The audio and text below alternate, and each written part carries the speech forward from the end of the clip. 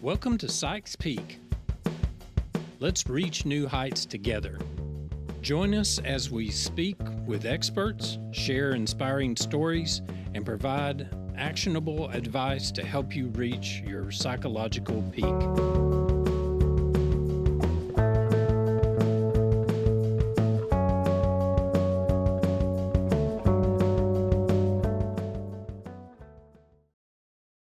Welcome to Sykes Peak. This is Dr. Keith Roach. And I'm Sean Van. And we welcome you to our podcast today.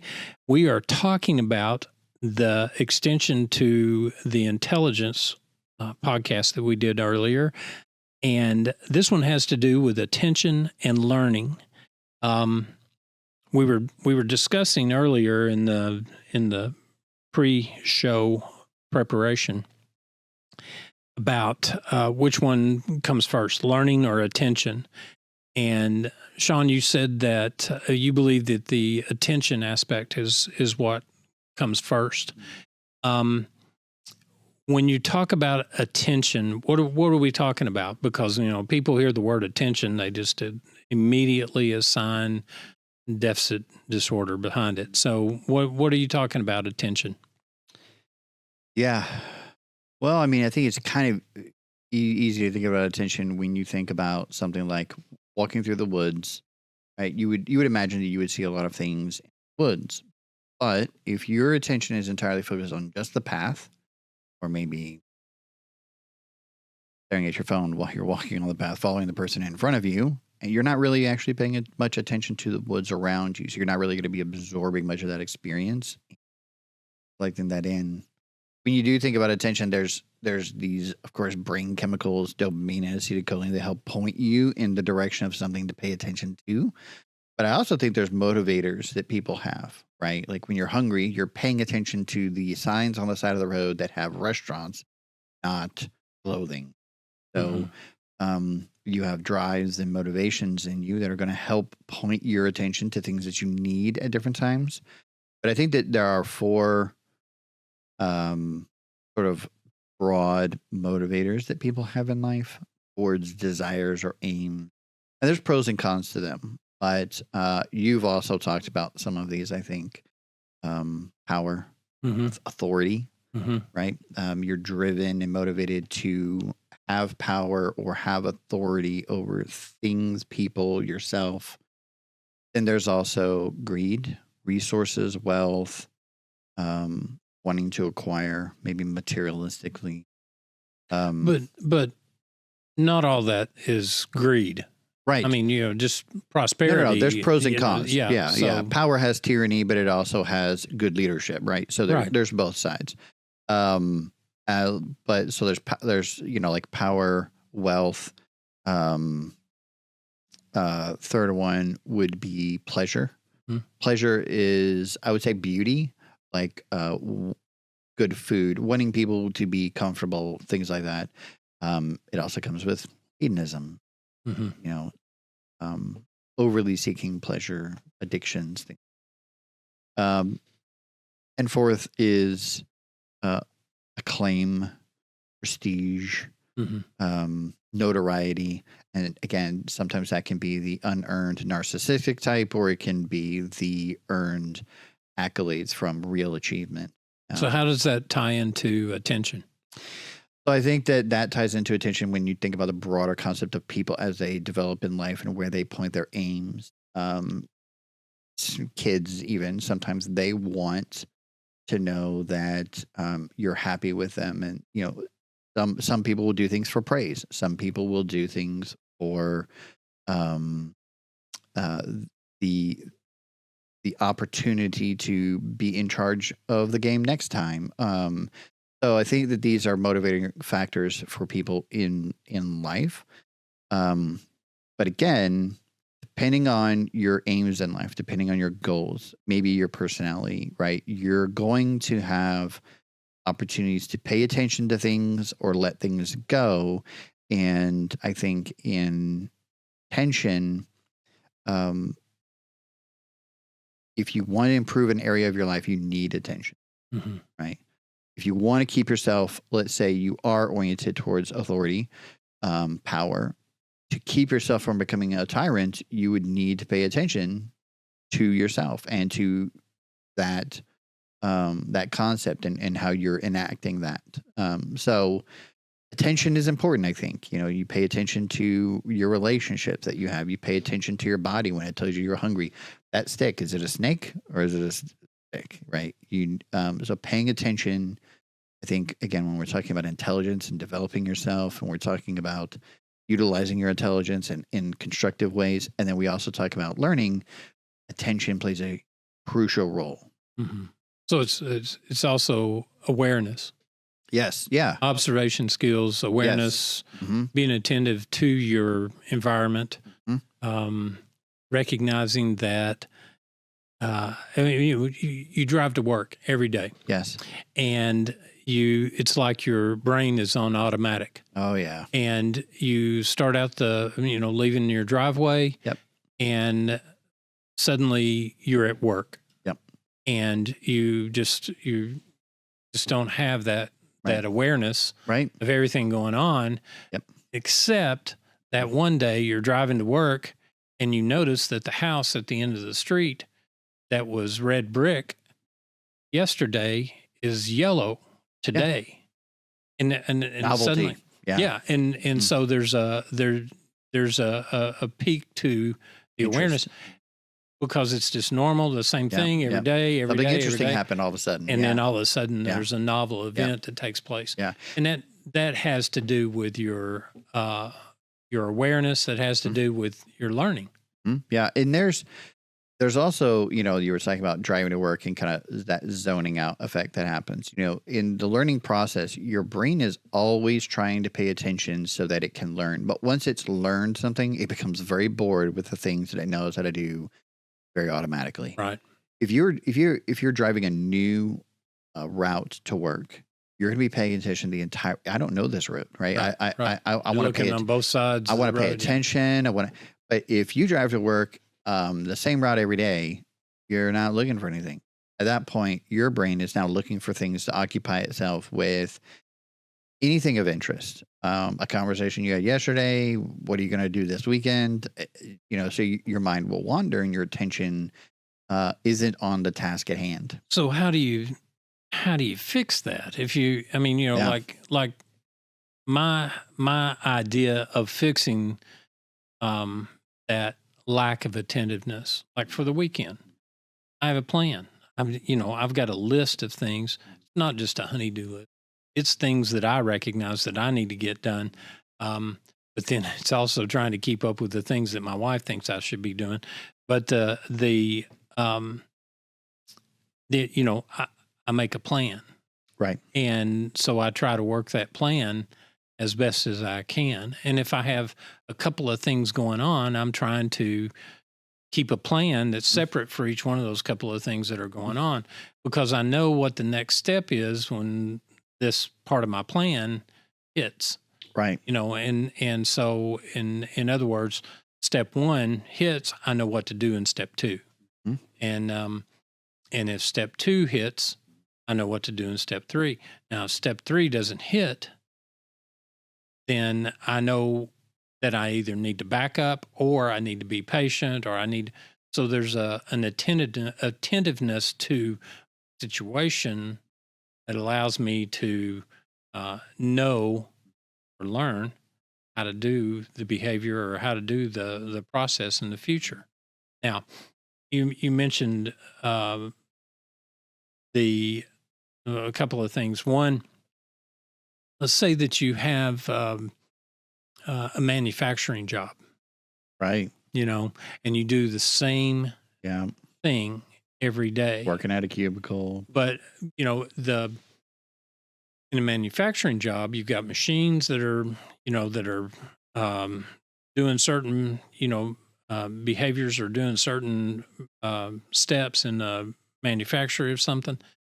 And if you're not paying attention to those things, which you have to every time because there's a safety factor involved, if you're not paying attention to those things, then something bad could go wrong, or something bad could happen. Just put it that way.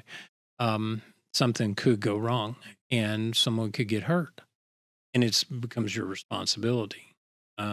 So even in the monotony of the process, you have to pay attention.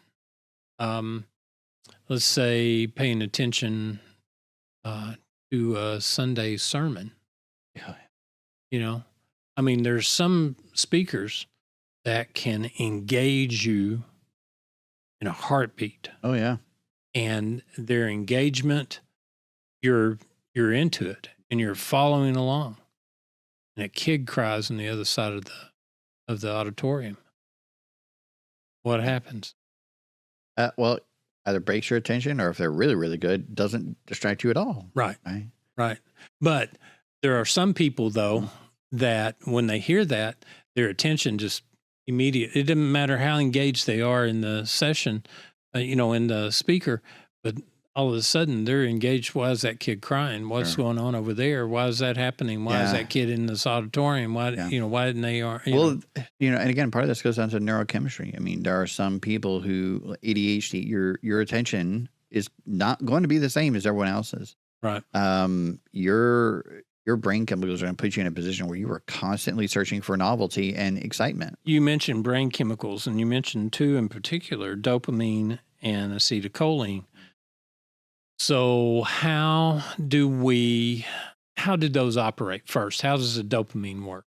Dopamine, most of the time people think about it as pleasure, right? And yes, that's Feel good. that's part of it. Yeah, I call it the feel good. And it's not. This is feel good in your body, endorphin type feel good, not the life satisfaction feel. Right. So when you think about dopamine, a lot of the research and literature is going to focus on things like drugs and chemicals, things like that release a lot of dopamine into our system.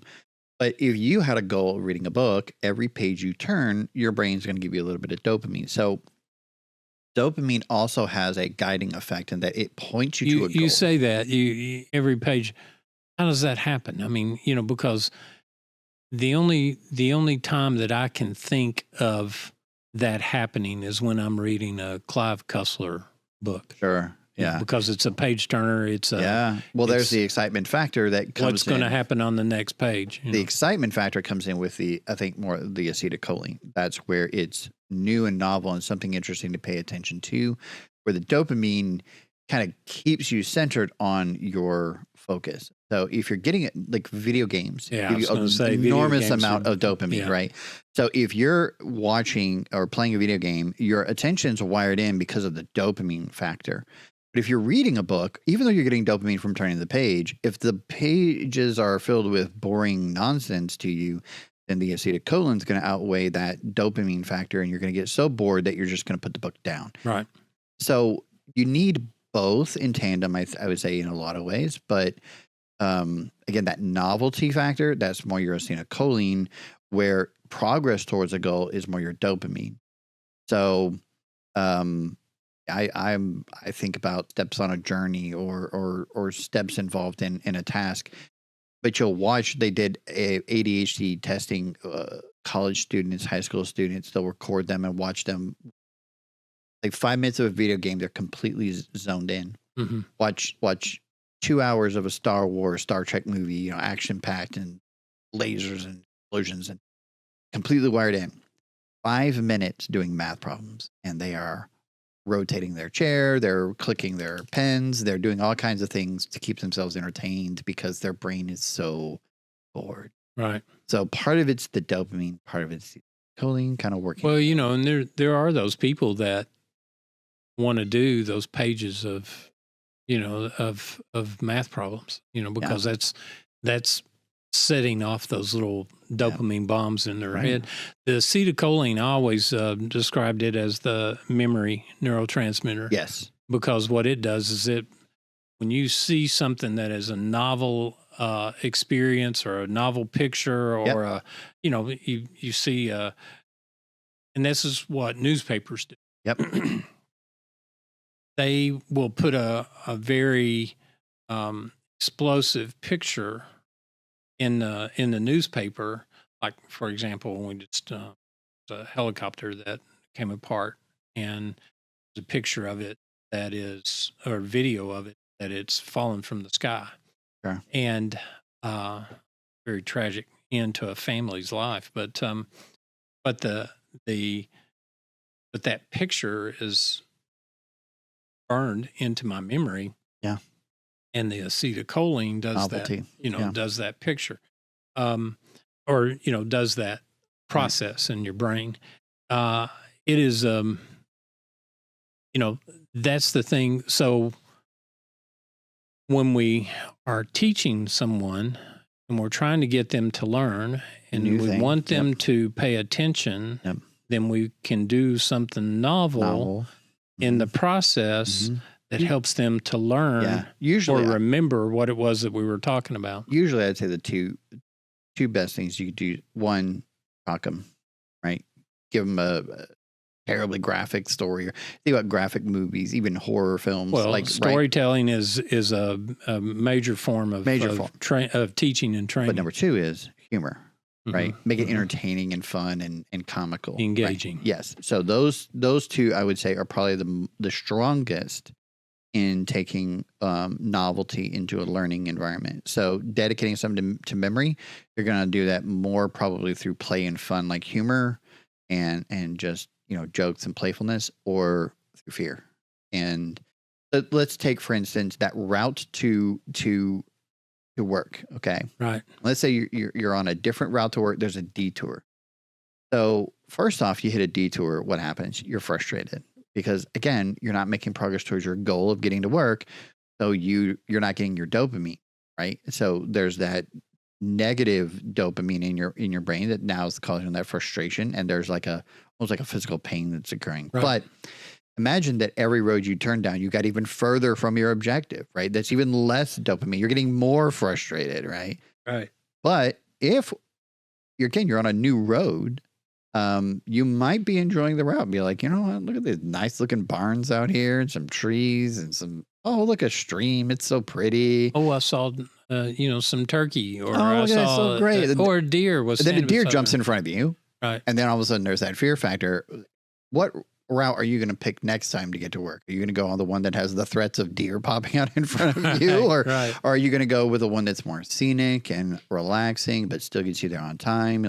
So our brain is looking for these optimal ways of existing. And so when it has these pleasurable routes and these fun routes versus these frightening ones. Do you know these stories, or have you heard these stories where there's some rich guy standing on the corner handing out $100 bills to people, around Christmas, or things like that? Has that ever happened to you?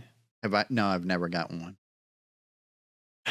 We're just in the wrong place at the wrong time, right? Yeah. So, or we just need some rich guy around here that stand on the corner handing out $100 bills, or, you see those stories. Yep. But those are things that pique that attention moment in people's lives. You see a big tree and you think, oh my gosh, lots of fruit. And you go there and there's no fruit whatsoever.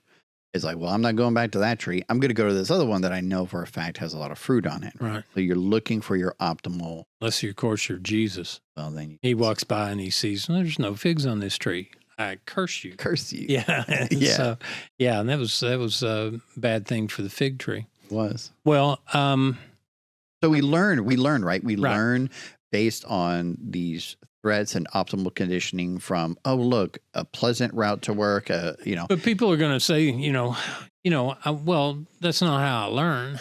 I don't have to be afraid to learn. I don't have to. No, you don't. But you do learn of things that you're afraid of, right? You burn your hand on the stove. You learn very quickly, don't put your hand on the stove. Right. Yeah. Well, but that's another thing. I mean, I've got this story in my mind of what happened to me when I was a kid that was around, that had to do with fire and cooking. But today I don't have that fear. Mhm. I'm not afraid of cooking. No, but you with, did with learn oil from it. or whatever, Right. because I learned, what can happen if things go wrong. And you learned how to avoid the potential problem in the future. So even though you had a frightening experience, it doesn't prevent you from going to that tree for that fruit necessarily, but it is a learning factor of this is not how you cook appropriately. Well, and then again, the learning aspect. Let's say you're going to learn how to play golf. Yeah. Okay, that calls for you to have kinesthetic movement. You've got to move your body, move your arms. You got to hold your arms a certain way, your hands a certain way. You got to, your feet need to be in a certain place. Right. You have to be in a certain position to be able to hit the golf ball correctly. Right. And, but that takes muscle memory. Right. Acetylcholine as a factor.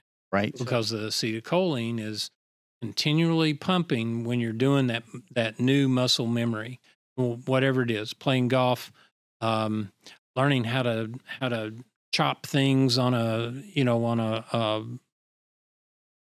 cooking. What am I thinking of? A board. What's the board I'm thinking of? Cutting board. Thank you. That's coming from our producer. But learning how to chop things on a cutting board, that takes muscle memory, and you want to do it without, getting cuts and things in your fingers. But that takes practice. Yes. And so the practice part of it becomes the kinesthetic part of the process of learning how to do something. That's right. So what's the goal in golf? To hit the ball well enough that it doesn't take as many strokes to get it into the hole. Right. So make it into the hole with as few swings as possible. Right. Right. Right. So every time you're doing that correctly, you're getting a little bit of dopamine. But the fact that you care about the game at all is more your acetylcholine. Yes. Right. And so what happens when you don't hit the ball correctly? So, and you get that frustration factor. Yeah. Yeah. Is that, are you learning something? You ever seen someone that you have to learn how to hold on. Yeah. Break one over their knee. You have to and learn then how look to at it and go, oh, wait, I needed that. Yeah. You have to learn how to hold on to the club. Yeah. I watched a guy throw a club in a tree. Well, it was raining and there was a thunderstorm coming. Oh. And the club was, the handle was slick. Yeah. And so when he took his shot, the club just launched out of his hand and went into a tree. It was probably about 15 feet up in the air. And this guy takes out his ball retriever and goes down to where the tree is located and reaches up in a ball retriever is an aluminum pole extension, and reaches up into the tree, and there's a thunderstorm happening.